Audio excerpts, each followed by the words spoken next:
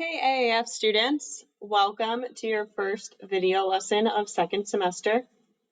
So hopefully you've either got this printed out or you have your notes ready to go and ready to start the semester off strong. So in this lesson, we're going to be building on what you did last class period, where you were talking about factoring, right? That literally never goes away. It's super, super important. And now you're seeing how it's kind of embedded in problems, and that in order to actually get to the point of being able to graph and analyze a cubic function, you need to be able to factor, right? So keep practicing. So we're going to be using what we know about factoring and these graphs of cubic functions to define this word multiplicity. This is a new word to us. We've been using it. We just haven't defined it, right? We've been doing it. You just haven't seen the word. And successfully graph and analyze a higher order polynomial. So we're going to be continuing to work with cubic functions, but also kind of expanding on that and working with things like fourth and fifth and sixth and blah, blah, blah, and so on, polynomial functions.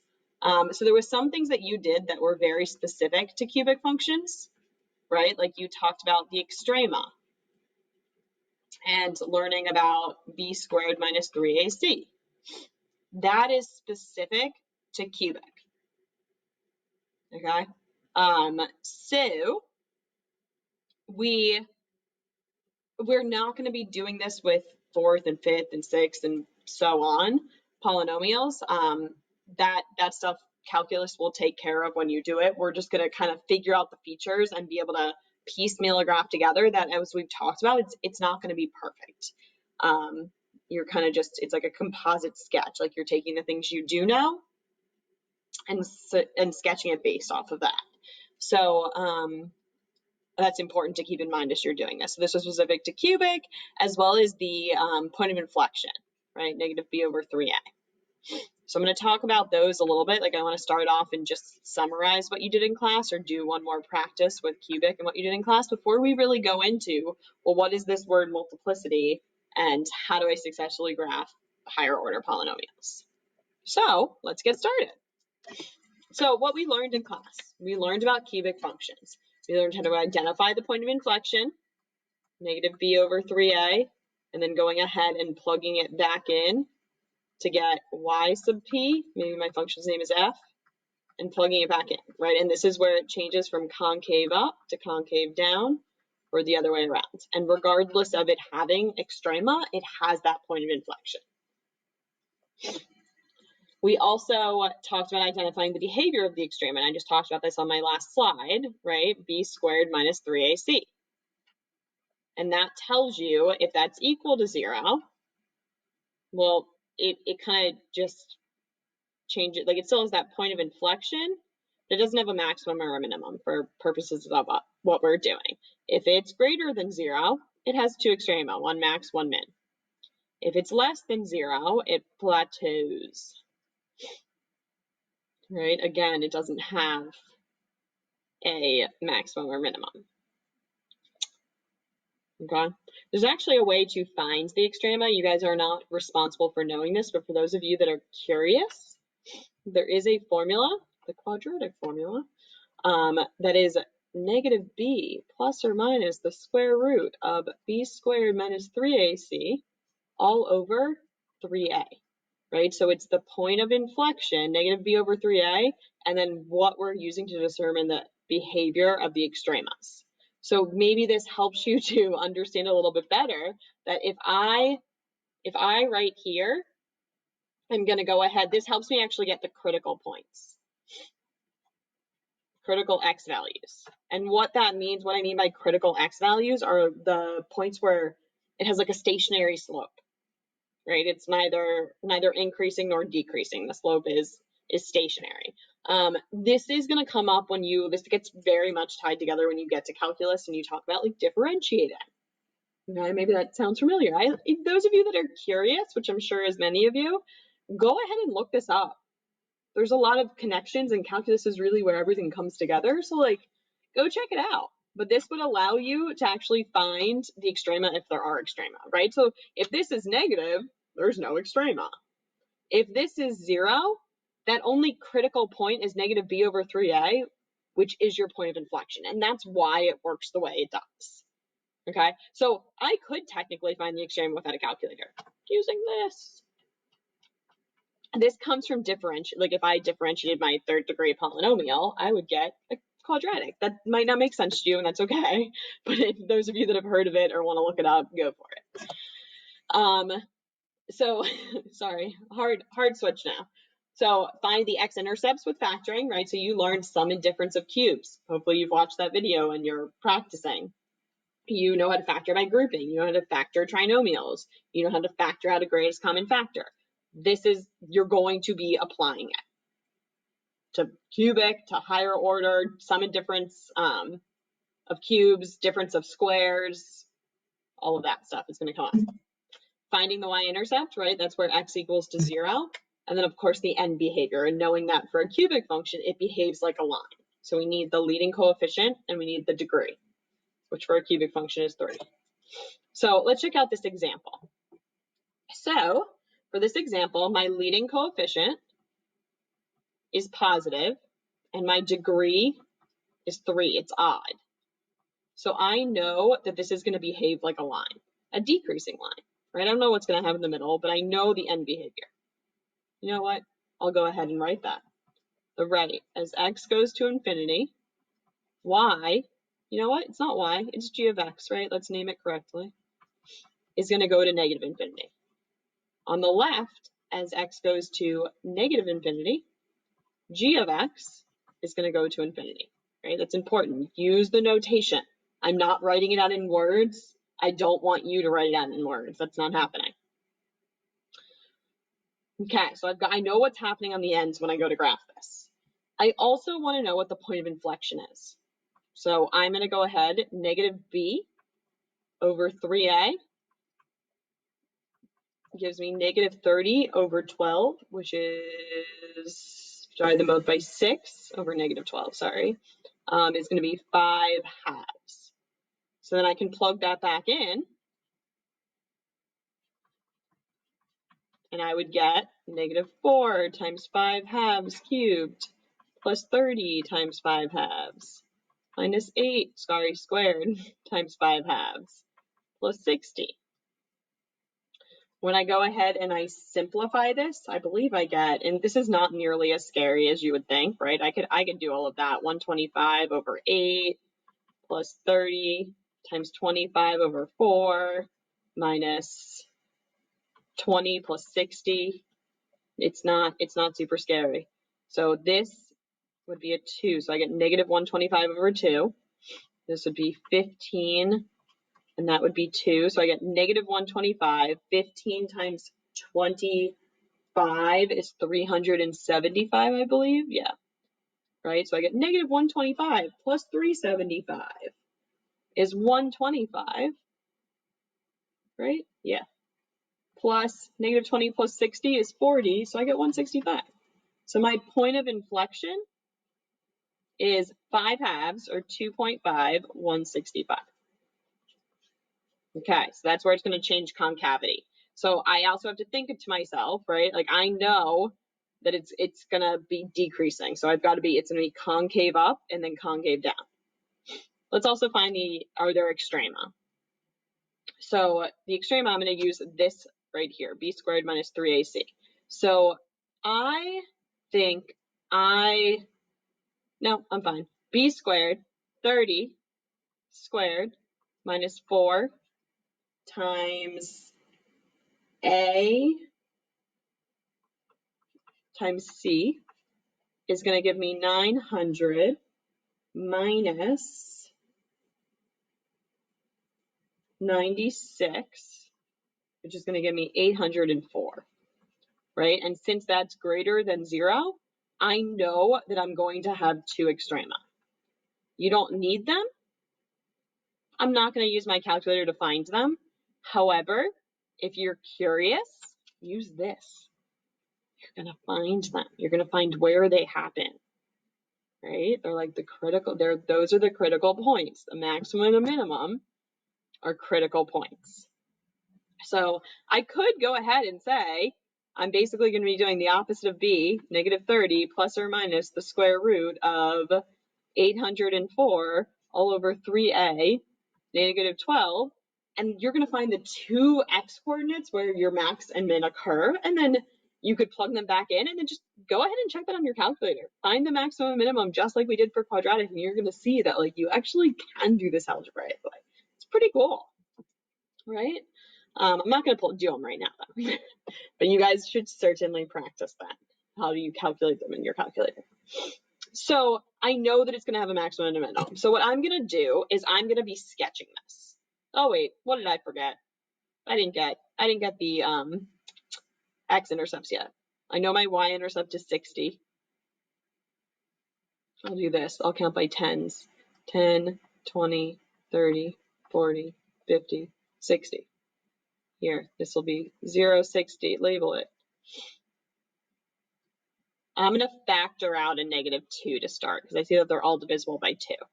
So that gives me 2x to the third minus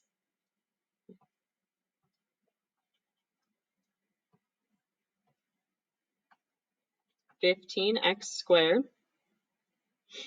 plus 4x minus 30. Yeah. And then I'm going to go ahead and actually factor this by grouping. Right? I think that's all that I can do here. Group the first two, group the last two. Don't drop that negative 2. I'm going to come down here and finish it. So I'm not going to drop the negative 2. 2x to the third minus 15x squared. All that I can factor out there is an x squared. And that's going to give me 2x minus 15. What about those there? I can factor out a 2 plus 2. That's going to be 2x minus 15. Good, so I did it right. And then here I've got negative 2, x squared plus 2 times 2x minus 15. Right, so here is my factored form of g of x. I didn't want to forget the g of x equals. Right? I can't factor this anymore. There's no sum of squares. If I use the zero product property right now, I'm going to get x squared equals negative 2, which is not possible. Those are imaginary roots. So I actually only have one real solution at 15 halves. So at the point 15 halves 0, that's an x-intercept. That's 7.5. Right? So let's see. 1, 2, 3, 4, 5, 6, 7, 8. So right here, 7.50. And then I have a point of inflection at 2.5, 165. That's going to be way off the charts here. So maybe I should have scaled back a little bit over here. I'll do that.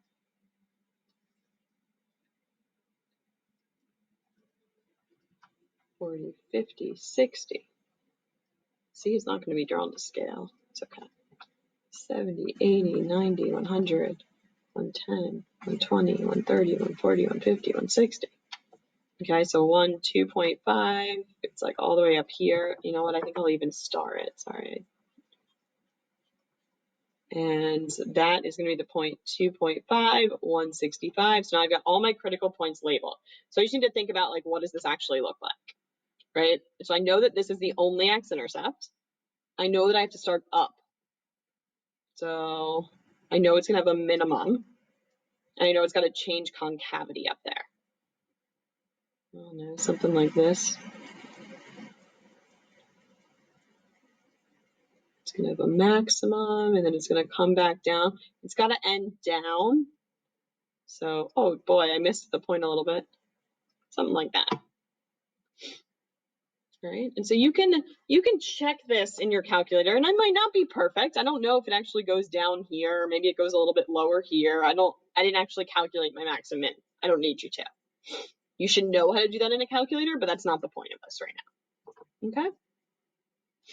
So this is more or less my sketch of this graph. So this is what you did in class, right? And there's something special about this 0, whereas we're kind of just guessing that, well, I know that it ends down, so it's not going to go back the other way, right? But how do I actually know that? Well, new word alert, multiplicity. Multiplicity, which I spelled wrong. Darn. It had to happen. It wouldn't be a lesson without a wrong spelling. So this word multiplicity is going to tell me what happens at that zero and at each zero. Okay, so multiplicity refers to, look, I spelled it right there, the number of times a zero occurs. What's going to tell you that? This tells us how the function behaves at a zero. Can you make any predictions based on what we've seen? So there's a link on this, and if you guys had opened the PowerPoint, you'll be able to click this link. So I'm actually going to go to it to kind of show this off. So here I've got a GeoGebra little applet. And what I can do is I can blow this up. And you're going to see here's a function, p of x. And right now, the degree of all of them is just 1. So this is a third degree polynomial. And you can see like what's happening at each point. So well, what if I change the degree of the blue one to have a degree of 2? What happens there? So I went from 1 to 2. Just focus in on that blue point. What happens when it goes to 3? 3. What happens when it goes to 4? What happens when it goes to 5, 6, 7, 8, 9? Huh. Okay. What if I did it with this one? Right now it's 1, 2, 3, 4. Right? Like what's happening? What does it mean? Right? So think for a moment before I say it. What is multiplicity? Well, the multiplicity is going to be the degree of the zeros, right? So what happened here is if I have this function f of x equals x, you know what, I'll go back to that applet.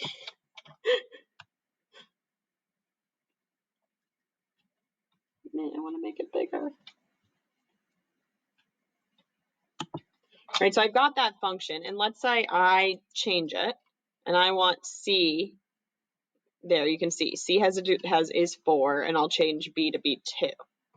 So the multiplicity is the degree on it. Is the degree of that zero. That's how many times that solution happens. Right? I didn't need that 1 there, obviously, right? And sometimes it might be written out multiple times. But this means that the solution x equals 1 has a multiplicity of 2. It happens twice. This one has a multiplicity of 4. Multiplicity. It's going to help us graph. Well, if the 0 of 3 has a multiplicity of 4, it like kisses the x-axis and then turns around.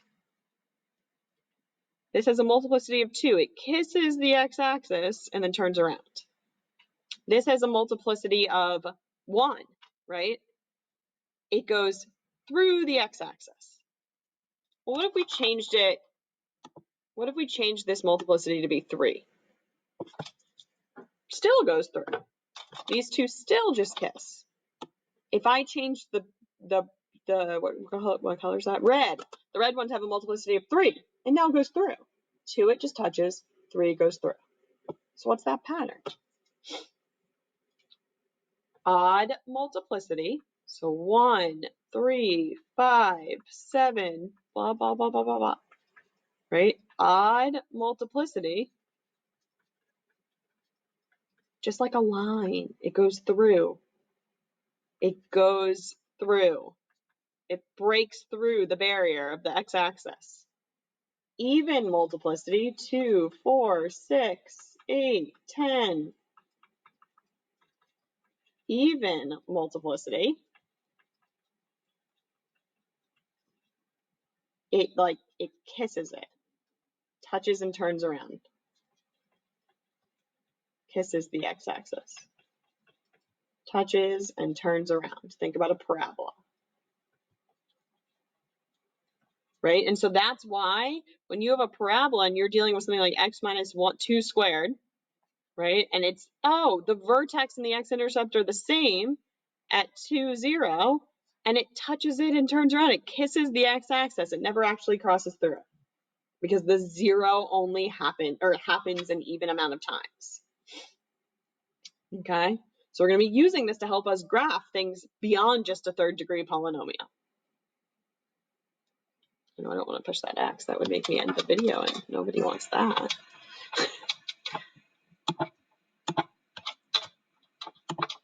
So identify the multiplicity of each 0. So I've got graphs, but I also have the equations down here. And so we can see that the multiplicity of x of -1 has a multiplicity of 2. So that means it should just kiss it there. Correct. What about this one? It should have an odd multiplicity. Oh, 1/2 has a multiplicity of 1. What about 2? Has a multiplicity of 2. Right? I'm just looking at the degree on it.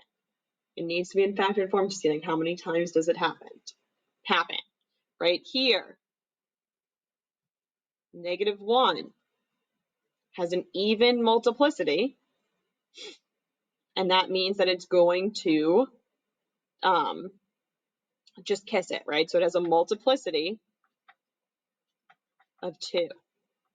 3 has a multiplicity of 3. It goes through, it breaks through.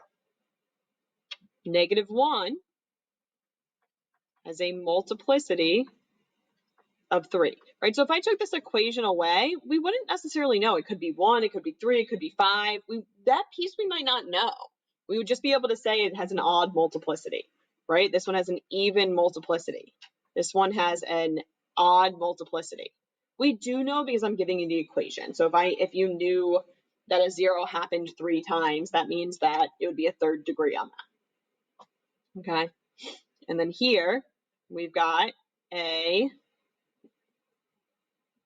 -2 has an even multiplicity of 2. Multiplicity of 2. Here, 0 has a multiplicity of 3. That's coming from this first factor. 2 has a multiplicity of 2. Okay, so we're going to be using this. So for each of the following, I'm going to go through some examples, but this might be a good time to pause on each slide. So I wanted to front load what my directions were. Identify or describe the end behavior, right and left. Be sure you're telling me which one's right and which one's left. Find the real zeros. Determine the multiplicity of each zeros, and then sketch the graph. And please be sure that you are sketching both the x and the y axis. Intersects. Okay, so this is your chance. Pause the video. So I am going to first think about this. So the degree is 4. The leading coefficient is positive. So my right end behavior, I'll do REB. As x goes to infinity, f of x, I'm going to use the function name, is going to approach, right? I've got arrows on equal signs. Make sure your word notation is precise. Is going to go to infinity. The left end behavior, as x goes to negative infinity, f of x is also still going to go to infinity, right? It's an even degree. This is going to behave like a parabola. I don't know what's happening in the middle, but I know that it's going to end up for both sides. Okay, so that's my first part. I forgot what the next thing was. The real zeros, that's going to make me, I got to factor. Well, what can I factor out of these? I can factor out an x squared.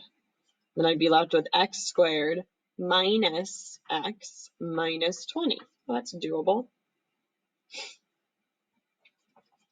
I'll bring the name of it down. So f of x is going to be equal to x squared. What does this factor into? X minus 5x plus 4. Okay, so there's b. I factored it. So my zeros are x equals 0.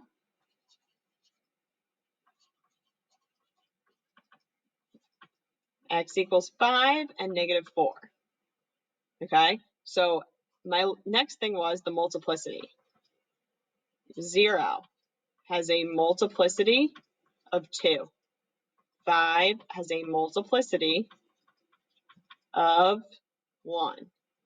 Negative 4 has a multiplicity of 1. Okay, so let's see. I'm going to have a point here. Check that out. That's also my y-intercept. But if I were to plug in 0 for x, I'm going to get 0 out. 1, 2, 3, 4, 5. 5, 0. 1, 2, 3, 4. Negative 4, 0. And then let's just sketch it from here. So I'm going to start up. Let's see, when I get to negative 4, it's gonna go through it because it has an odd multiplicity. So it goes through. It's got to turn around somewhere down here. I have no idea where, but somewhere it's going to turn around. At 0, up, it's going to kiss it and turn around. And then it's got to turn back around somewhere to get to 5 where it goes through. I don't know. Check me out on that. See if the graph looks like that when you graph it in your calculator. I don't like how I drew some of that in there, but that's okay. Right? More or less, this is what the graph is going to look like. I don't know what the minimum is. I do know that it changes directions. I do know there's increasing and decreasing intervals, but I would probably need to pull out my calculator to identify that. Okay, let's do another one. Ooh, this is in factored form. Okay, so let's see. The degree is 3, 4, 5. When I expand this, my degree is going to be 5. So I know that my end behaviors it's going to behave like a line. My leading coefficient is going, when I multiply this out, my leading coefficient is going to be negative. So it's going to behave like a decreasing line. If you need to think about multiplying it out, just do the first term. You're going to have an x to the third and an x squared, and then it's going to be negative. So you're going to have a negative x to the fifth will be your first term. You don't need to actually multiply it out. It might not be terribly helpful. So the right end behavior, as x goes to infinity, g of x is going to go to, think about a decreasing line, negative infinity. The left end behavior, as x goes to negative infinity, as you go to the left, g of x is going to go to infinity. Use the correct notation. Okay, so there's A. I think B said to identify the zeros. So my zeros are negative 3 and 2. The multiplicity of negative 3 is 3. The multiplicity of 2 is 2. So think about what that means. It's going to just kiss 2, but it's going to go through 3. And I know what it's going to generally look like. It's going to start up and end down. So when I go ahead and I graph this, I do want the y-intercept as well. So let's plug in 0 here. I'm going to have 3 to the third and negative 2 squared. So that's going to give me negative times, and that's 27 times 4. 27 times 4, that's 80. Negative 108. Right, 20 times 4 is 80. 7 times 4 is 28. And just add them together.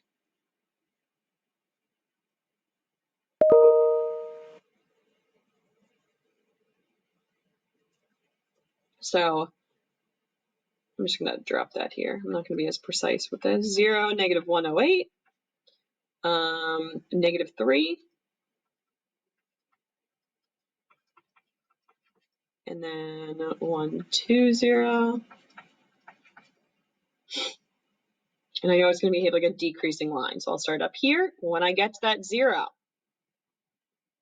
oof, that's a wonky one. At negative 3, that's a multiplicity of 3, so it's going to pass through it. It's going to get down here to my, I don't know if that's my minimum, but I'll treat it like it is. It's got to go through that. And then when it gets to 2, it kisses it and turns around. It has an even multiplicity, right? And oh, check out, my end behaviors match what I started with.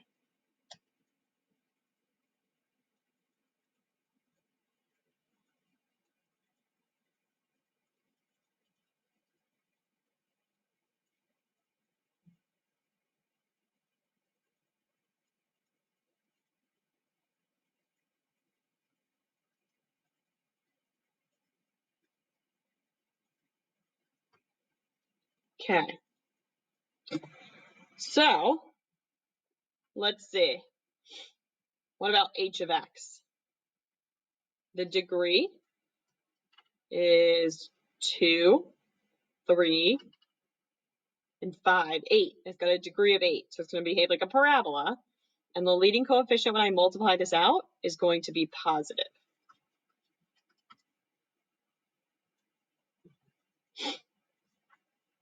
Okay, so 2x, 2 times x squared, blah, blah, blah. Okay, so my right end behavior is as x goes to infinity, h of x, name it correctly, is going to go to, it's going to be like a parabola that opens up, infinity. The left end behavior, as x goes to negative infinity, h of x is going to go to infinity as well. So it's going to start and end pointing up. What are my zeros? It's already in factored form. Here, if I go and I try to set this one equal to 0 and solve, it's an imaginary solution. It's not a 0. Okay, so this factor produces nothing for me. That's why it's not factored more. So I'm going to have a 0 at 1/2 and a 0 at -2. What are those multiplicities? The multiplicity of 1/2 has a multiplicity of 1, and -2 has a multiplicity of 5.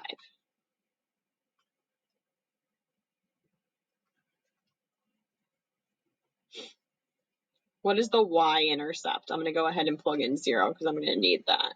0 plus 4 times, what would that be? -1, and then 2 to the 5th, right? So I've got -8 times 2 to the 5th. 2 times 2 is 4, times 2 is 8, times 2 is 16, times 2 is 32. So that's going to give me 24 and 16. Is that 40? -30? No, sorry. -32 times 8 is going to be -256. So down here, I've got my point at 0, -256. I've got a point, let's say, 1, -2, and then 1. So right here, it's going to be 1/2, 0. I know it's going to start up. I don't know. I can make this look as fun as I want. Passes through. Gonna turn around. Oh, no, mine's not going to look like a function.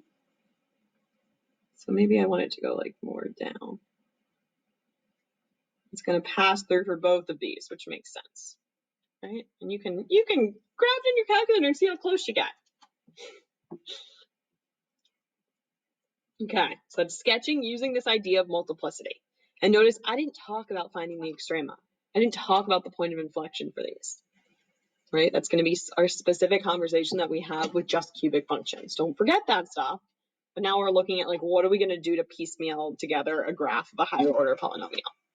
So these two last ones are just, in my opinion, oh, I think it's all fun, but fun. So write a possible equation of the graph below. Okay, so let's see. I've got a 0 here at like -2.5. I've got a 0 here and a y-intercept of 0, 0. And then I've got 1 here at 1, 0. Okay, so let's see if I can write, right? So it's also, it starts down and ends up, so it's got to be an odd degree, positive leading coefficient.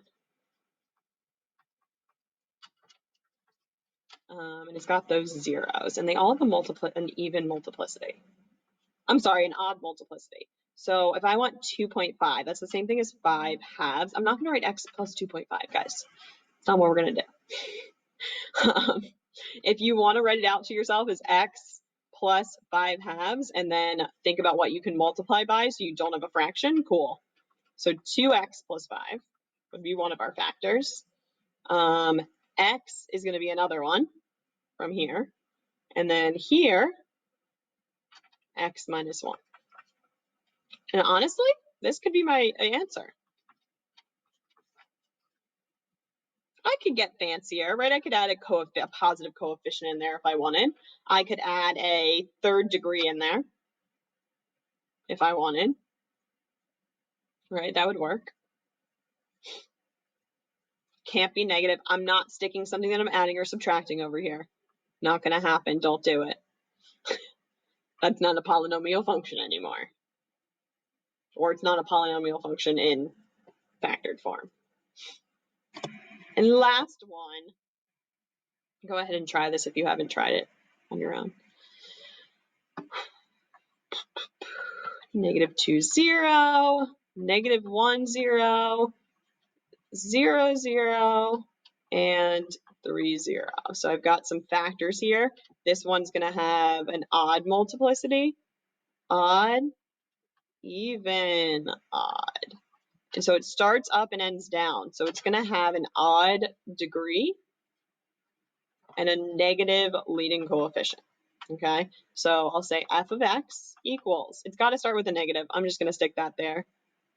And I know that I'm going to have an x here, right? For this to work, like x has to not be like adding or subtracting with something for me to have a y-intercept and a 0 that is 0.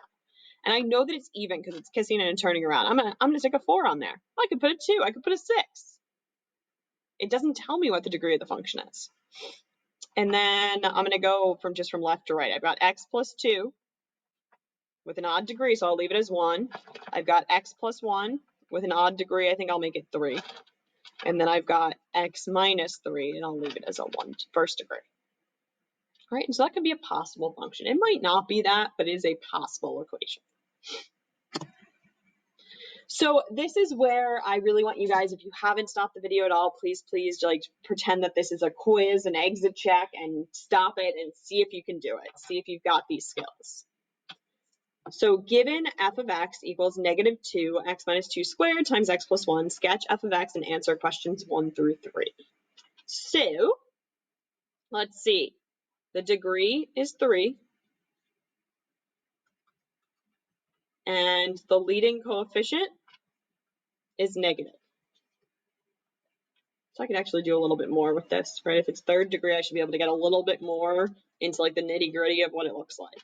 So I know that my zeros are at 2 and -1.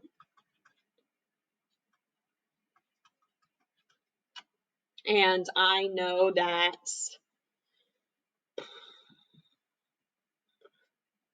what else? Oh, my y-intercept, if I plug in 0, I've got -2, that would be 4, and that would be 1. I get -8. -1, 2, 3, 4, 5, 6, 7, 8. If it's reasonable, please make it scaled. If it's something out of control, you saw what I did on the other slides. And it's cubic, so I know that it's going to behave like a decreasing line, right? I want to find out if there are extrema. Yeah, why not?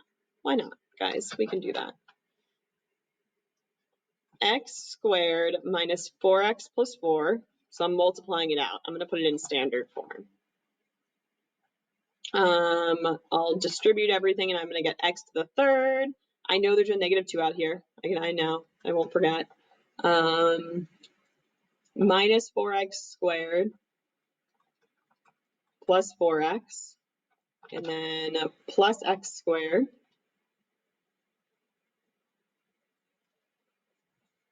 Minus, oh no, it's not a minus x. I got lost in my work, my friends. I'll distribute the x squared. X to the third. Oh no, I didn't.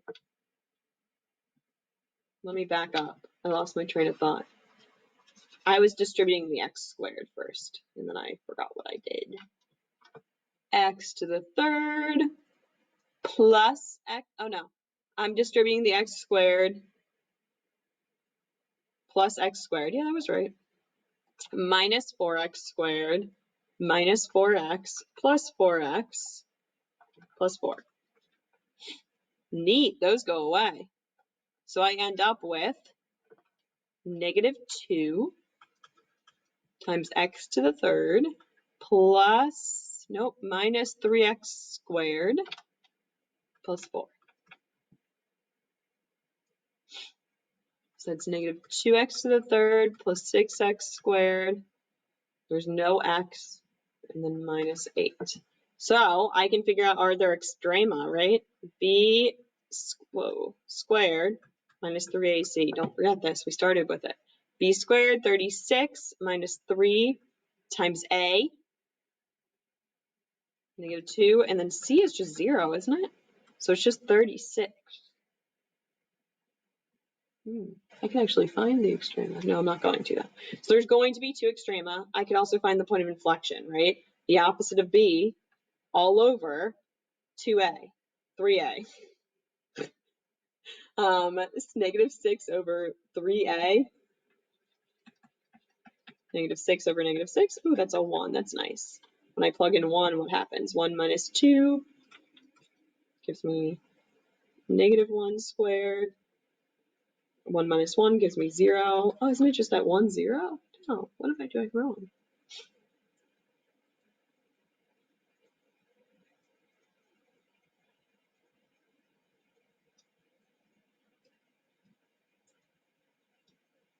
Oh no, I shouldn't have done all of this. Now I'm like lost in my own work. Let's try that. Did I expand it wrong? X squared minus 4x plus 4. Could I not read my own handwriting? And x plus 1, x to the third, plus x squared minus 4x squared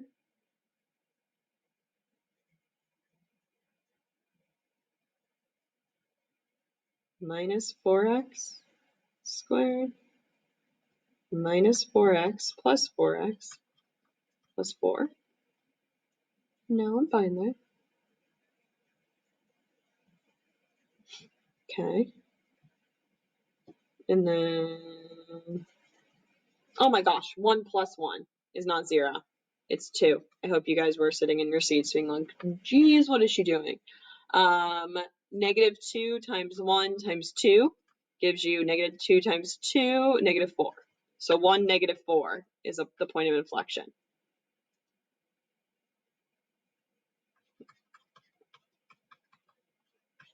Okay, so it's going to start up here at negative 1. How many times does that happen? Just once. So it's going to go through it. I know that there's going to be a maximum and a minimum, right? Boom. It's going to change from concavity. So here's like where it changes concavity. And then boom. Right? 2 happens twice.